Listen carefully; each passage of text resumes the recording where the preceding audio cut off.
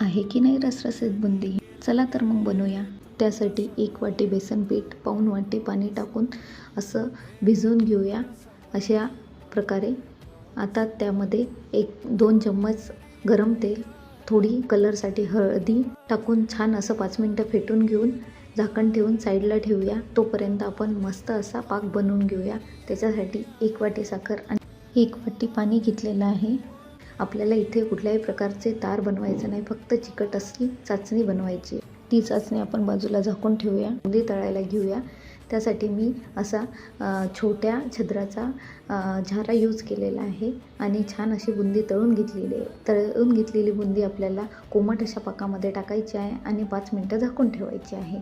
नंतर आपल्याला ती बुंदी एका चाळणीत काढून ठेवायची आहे, कारण की एक्स्ट्रा जो पाक आहे तो बाजूला निघून जाईल. इथे मी इलायची पावडर घातलेली आहे. तयार आहे हनुमान जयंती विशेष बुंदी.